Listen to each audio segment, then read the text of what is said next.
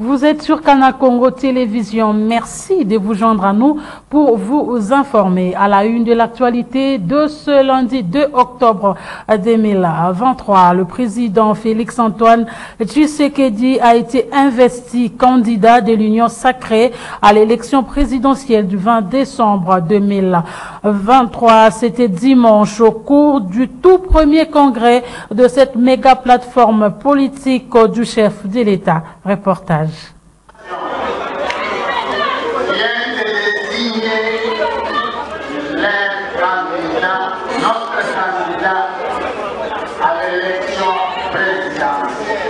Il n'est fait plus l'ombre d'aucun doute. Le président Félix Tshisekedi Tshilombo a été investi dimanche candidat de l'Union sacrée de la nation à l'élection présidentielle du 20 décembre 2023. C'était au cours du tout premier congrès de cette méga plateforme électorale. Plusieurs personnalités politiques, des responsables de partis et regroupements politiques membres de l'Union sacrée avaient pris d'assaut le grand chapiteau du Palais du Peuple, plein comme un œuf. Les membres du présidium de l'Union sacrée et tous les regroupements membres avaient exprimé leur soutien sans faille au président de la République, Félix Antoine Tshisekedi Tshilombo.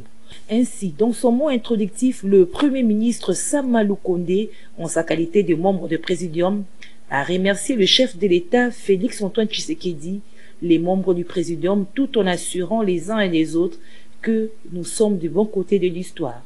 Je voudrais ici vous m'assurer, comme le slogan le dit souvent, que nous sommes bel et bien du bon côté de l'histoire. Pour sa part, le président de l'Assemblée nationale a remercié les participants pour avoir répondu présent à l'invitation du présidium pour participer activement à ce premier congrès de l'Union sacrée. Congrès consacré à la désignation et à l'investiture du candidat président de la République de l'Union sacrée à l'élection du 20 décembre 2023. Les Congolais sont témoins du choix des congressistes portés sous le président de la République, Félix Antoine Tshisekedi Tshilombo. Pendant la campagne, nous allons élire et battre campagne en invitant les autres compatriotes congolais des autres circonscriptions et des autres provinces à élire Fachi Béton pour lui donner une majorité écrasante, a dit le speaker de la Chambre basse du Parlement. Donnant les rapports de ce congrès, le premier vice-président de l'Assemblée nationale, le professeur André Mbata, a fait la lecture de la déclaration désignant Félix Tshisekedi Tshilombo, candidat président de la République, dans les termes ci-après. Acte de Dieu, tous les membres de l'Union sacrée de la nation s'engagent résolument à soutenir le candidat président de la République, ainsi désigné et investi avant, pendant et après son élection le 20 décembre 2023. Écho des partis et regroupements politiques à présent dans la circonscription électorale de Lukunga, le MLC Yves Kitumba a initié une série de dialogues avec ses différentes bases consistant à faire la restitution des conclusions du Congrès du Mouvement de Libération du Congo qui a désigné Félix Tshisekedi comme son candidat à la présidentielle de décembre 2023. Autre détail dans cet élément. Peuple, il faut s'associer dans le gouvernement pour l'encourager, ça va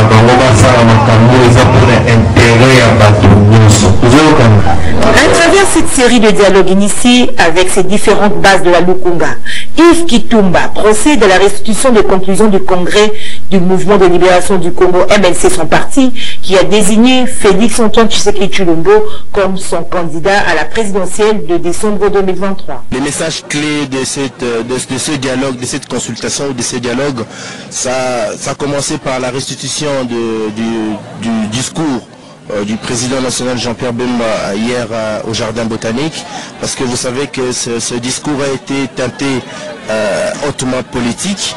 Il est important de le vulgariser au niveau de la base avec un langage simple que la base peut comprendre. Aujourd'hui, je fais la restitution, j'ai essayé de communiquer sur l'essentiel de ce discours et en même temps tester la chaleur et récolter les desiderata de cette base, s'approprier de ces desiderata pour essayer d'apporter aux gouvernants et de trouver des solutions pour notre population.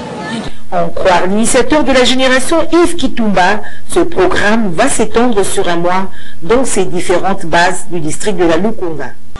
Une série de dialogues avec notre base dans l'ensemble de la Lukunga. C'est un programme d'un mois avant la campagne électorale. Il est important pour nous de réchauffer nos bases. C'est pourquoi nous avons initié ce dialogue avec la base. Aujourd'hui le premier, ça va se poursuivre les 8, les 15, le 22, le 29, on va clôturer. En fait, c'est une initiative d'essayer d'échanger et de récolter les préoccupations de la population au niveau de la base et se faire porte-voix de cette population, les amener au niveau national pour qu'il y ait des solutions durables pour notre peuple. Donc en tant que leader politique, il était important pour moi d'initier ces dialogues pour tester cette chaleur qu'il y a entre notre parti, le Mouvement de libération du Congo. Le Mouvement de libération du Congo est le premier parti politique membre de l'Union sacrée qui a aligné le plus de candidats à la députation nationale et provinciale prochaine. L'objectif pour Yves Kitumba est de rafler les 3 sièges.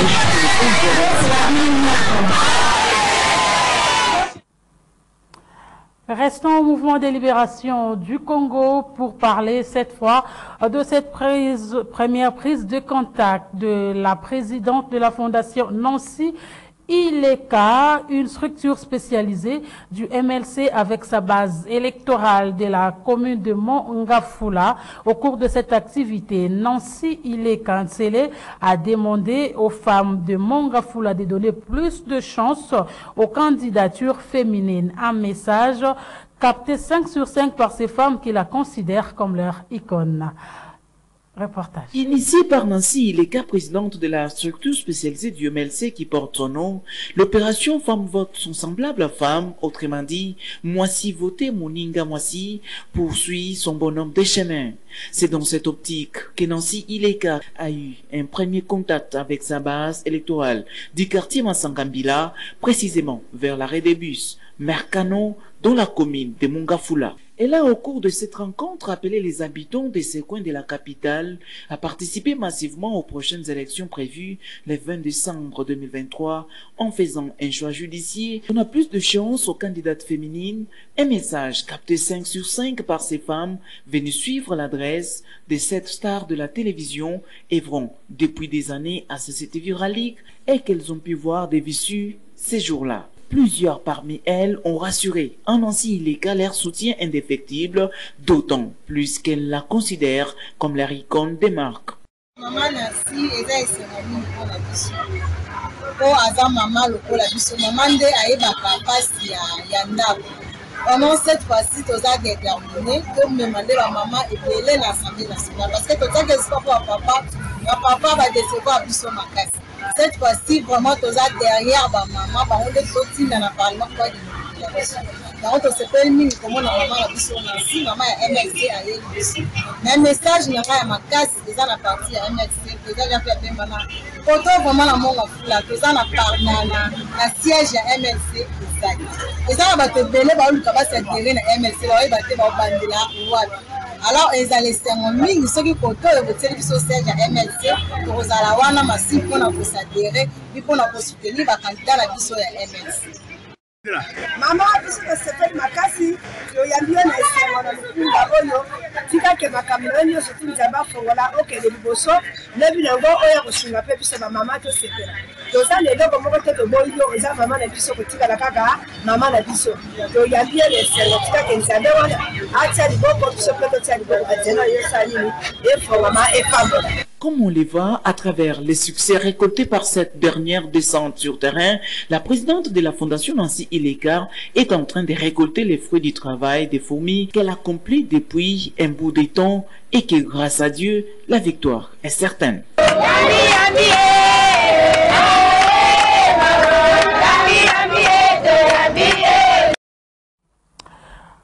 Et puis, les forces armées de la République démocratique du Congo n'ont pas violé le cessez-le-feu dans les territoires de Massissi au nord Kivu. L'armée congolaise a fait savoir sa position à travers un communiqué lu par son porte-parole dans la région, le lieutenant-colonel Guillaume Njike Kaiko. Suivez.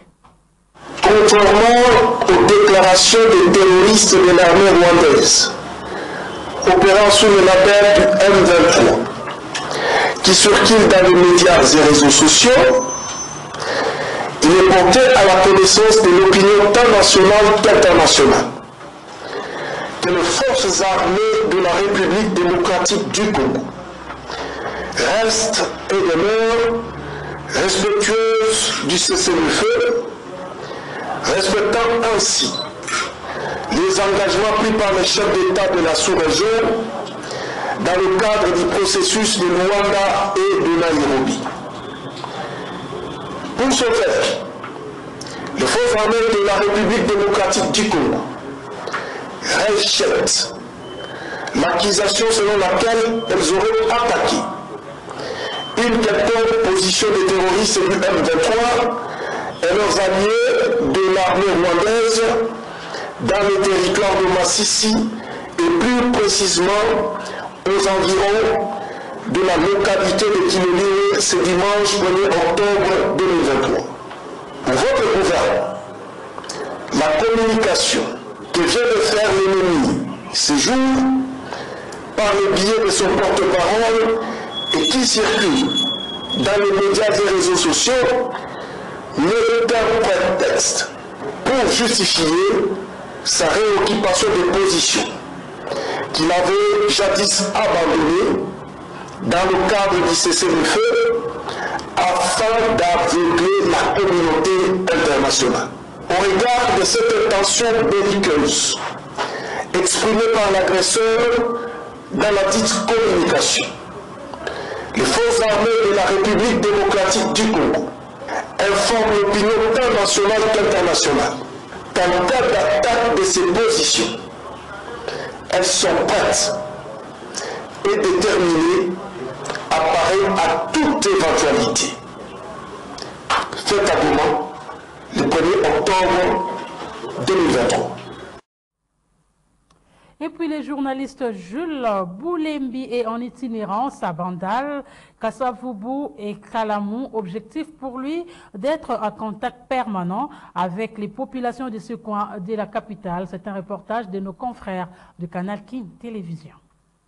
Une journée chargée du dimanche 1er octobre pour Ndeko Zulu. Il a commencé son itinérance dans la commune de Bandalungwa, précisément au quartier Makelele, au fief Angola, où il s'est entretenu avec ses points focaux, Daouda et Mimicho, pour une mobilisation tous azimuts lors de sa prochaine descente dans ces lieux très mouvementés de la commune de Bandalungwa. Après le quartier Makelele, Ndeko Zulu a pris la direction pour le quartier Bisengo, plus précisément au bloc où il a rencontré une maman très célèbre grâce à son art culinaire, Mama Olga Lembina, qui a promis à Ndeko Zulu de les soutenir pour la victoire finale. Elle a aussi promis au célèbre journaliste et présentateur de l'émission Canal Presse à Canal King Télévision qu'elle va battre le rappel des troupes lors de la campagne électorale pour que Ndeko Zulu soit élu massivement dans la commune de Bandalungwa et dans la circonscription électorale de Funa. L'occasion faisant les larrons, Ndeko Zulu a installé son quartier général au bloc commercial. L'avenue Mbonda à Christeroy, nous sommes dans la commune de Kassavubu, fut la troisième étape de son itinérance. Arrivé sur le lieu, Ndeko Zulu s'est entretenu avec Maman Hélène Bercy, une mobilisatrice reconnue dans ces quartiers qui, à son tour, a promis tout son soutien à Je suis Funa 2023. Le point de chute était à Yolo Sud 2 et 3 dans la commune de Kalamou, sur l'avenue Mokaria. Sur sa demande, Ndeko Zulu est allé rencontrer Maman Valérie qui draine derrière elle des associations des mamans qui ont promis, d'après ses propos, un soutien indéfectible à Je suis Funa 2023. L'entretien entre Ndeko Zulu et Maman Valérie s'est déroulé dans une ambiance bon enfant. Signalant que dans cette itinérance, Ndeko Zulu était accompagné de Charles Luemba et Basine Djabou. Je vous embarque avec moi dans le Congo central où un culte d'action des grâces a été célébré le dimanche 1er octobre 2023 à l'église Union du Saint-Esprit du Feu Tataonda. L'on a noté à ce culte la présence du haut cadre de l'Union pour un Congo émergent UCE, Masunda Siasia Simon. C'est un reportage de Bruno Nzinga. C'est en compagnie de membres de son aspect dénommé les Amis de Simon Siasia que l'ingénieur Masunda Siasia Simon a pris part à ce grand culte d'action de grâce, ici à l'église Union du Saint-Esprit de Tataonda. C'est un accueil chaleureux qui a été réservé à celui qui a toujours manifesté sa générosité. Ainsi, dans sa prédication, le pasteur responsable Néron Koukou a présenté Simon Masunda Siasia aux fidèles de l'église pour un soutien tout azimut. Un soutien auquel adhèrent les fidèles de l'église Union du Saint-Esprit. Simon Masunda Siasia a eu des mots justes pour exprimer sa joie d'avoir communié avec les fidèles de l'église Union du Saint-Esprit Tataonda. La plupart de notre famille est ici, alors j'étais invité, je suis venu répondre à l'invitation. C'était une culte de l'action de grâce, le 1er octobre. Alors, pour moi c'était plus que je sois présenté par le père spirituel. Il m'a présenté auprès de tous ceux qui sont les croyants de cette église ici au niveau de Tcham, dans les 5 communes. Donc le père spirituel m'a reçu en main, il m'a présenté à ceux qui plient dans cette église, mais au niveau de la Django, en commençant par Gilles Massina qui pensait que c'est le Emmanuel. Alors je suis tellement fier et content et je suis certain que non, c'est Dieu là qui répond, que nous prions, il va le saisir pour que le tout passe bien. C'est dans cette ambiance que ce grand culte d'action de grâce, réunissant toutes les succursales de l'église Union du Saint-Esprit Tataonda, s'est clôturé. Et sachez en plus bref que le docteur Denis Mukwege a annoncé ce lundi 20 octobre 2023 sa candidature à l'élection présidentielle prévue en décembre prochain. Il l'a fait savoir au cours d'une activité organisée à la paroisse Notre-Dame des Fatima dans la commune de la Gombe. Processus électoral. Toujours, on parle de ces rebondissements de l'opposant congolais Martin Fayulu Madidi qui a annoncé le week-end dernier sa candidature à l'élection présidentielle. Et comment compte-t-il s'y prendre sans les élus au niveau des assemblées? À ces sujets, Maître Clément Mouzakaïmbe, cadre de son parti L'Essidé, répond. Suivez. Le rebondissement de l'opposant Martin Fayulu annonçant le dépôt de sa candidature à la présidentielle de 2023 qu'il avait pourtant décidé de boycotter fait parler de lui au sein de la population. D'où ces questionnements au sujet de la perspective d'être élu président sont disposés des députés. À ce sujet, Maître Moussa, cadre de son parti SID, répond. Je veux vous dire, madame, très honnêtement, et les Congolais le savent, c'est le président de la République qui est redevable devant la population. C'est lui qui présente le bilan. Comme aujourd'hui, nous avons un bilan chaotique de M. Tshisekedi. Donc, les Congolais l'ont choisi en 2018. Aujourd'hui, il va se présenter devant les Congolais qui l'ont réclamé et surtout que nous avons répondu à l'appel de nos pères spirituels sur la transparence ainsi que l'organisation de la surveillance des élections. Que nous sommes bel et bien aujourd'hui dans le processus électoral comme toujours. Rappelez-vous, nous avons dit que le boycott n'était pas de notre vocabulaire. Nous avons fait pression et aujourd'hui, madame, on ne peut pas en politique gagner toutes les batailles. Ça, vous devez le retenir. Nous avons gagné ce que nous avons gagné.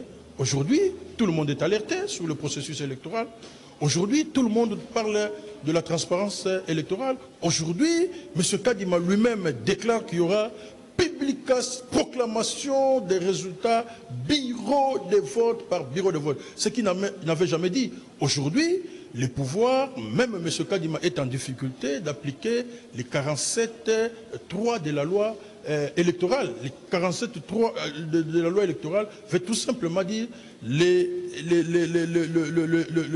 vote électronique va être suspendu. C'est-à-dire tous ceux qui ont des machines dans leur maison, ils ne seront pas à mesure de transmettre ces données fantaisistes qu'ils ont. Donc nous avons reçu quelque chose en termes de réclamation de la transparence des élections. Et nous sommes satisfaits. Voilà pourquoi, comme le 19 juillet 2023, nous sommes retournés et le président de partis politiques ont décidé à ce que, sur le plan politique et stratégique, que le président élu puisse déposer sa candidature. À Mambasa, dans la province de l'Ituri, des hommes non autrement identifiés ont ôté la vie au président du Conseil de la jeunesse, Luemba. La nouvelle société civile congolaise, coordination du groupement Babila Teturi, qui condamne avec fermeté ce cas d'assassinat, appelle à des enquêtes afin de dénicher les auteurs de cet assassinat. Suivez-le au micro de notre correspondant Joël Kamabou. Luemba, le président du conseil local de la jeunesse de Luemba, a été assassiné la nuit du dimanche 1er septembre 2023 à 22h20 par les hommes non autrement identifiés, porteurs de bâtonnets qu'ils ont utilisés pour faire leur besogne. Après lui avoir tempé et tué, ils ont abandonné son corps dans un avenue traversant du centre de santé de référence de Luemba et le bloc présent. Kassere Kamwengi Jacques, comme celui dont on parle, laisse une veuve à côté de plusieurs orphelins. En attendant son inhumation, les premières enquêtes ne révèlent aucune indice sur les auteurs de ces barbares. Nous demandons au service de sécurité de diligenter les enquêtes afin de dénicher les auteurs pour que la justice fasse son travail. La nouvelle société civile congolaise, groupement de Babila Teturi, condamne ce troisième cas d'assassinat dans un délai moins de 10 jours dans les agglomérations de Luemba et Teturi et appelle la population de dénoncer toute personne suspecte pour qu'on puisse attraper les criminels en terre de tous ces actes. Pour la coordination du groupement Babila Teturi, Kapundo Kassamba Grace, le coordonnateur.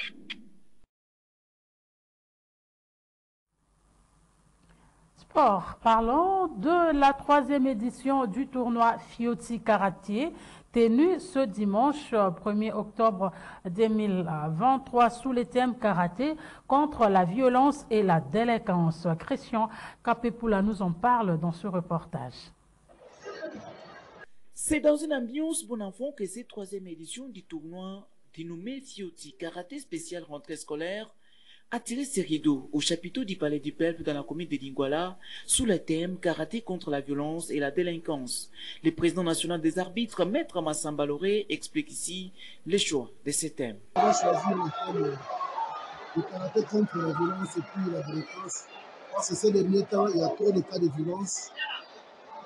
Par exemple, le cas de Kourouna, il y a les problèmes de kidnapping partout à Kinshasa. Il fallait conscientiser les jeunes à travers ce fléau et conscientiser le karaté et les karatékas de la RBC, particulièrement de Kinshasa, sur ces phénomènes. Parce que c'est très dangereux, parce qu'il y a le déviationnisme de nos enfants. Et parce que pour encadrer un homme, il faut commencer par la base. Donc la base, nous avons choisi les enfants, c'est pour ça que nous avons appelé ça les fiotis. Donc le fioti, c'est la base des enfants. De leur côté, les jeunes athlètes vainqueurs de ces tournois n'ont pas manqué d'exprimer leur joie d'avoir remporté les médailles et les trophées. Je suis très fière de moi, je suis très fière de mon club. C'est ma 3e fois de participer. Je suis content, j'ai bien gagné. Même si je suis arrivé en 2e position, quand même j'ai gagné. J'ai fait un effort et c'est bien. Je suis content, c'est ma première fois de gagner. Je suis trop content. Et on m'a inscrit au karaté pour me défendre. Notez que le président de la Fédération du karaté du Congo promet de prendre en charge les études des vainqueurs de ces tournois. Ce journal est terminé. Mesdames et messieurs, merci de nous avoir accordé de votre temps. Au revoir.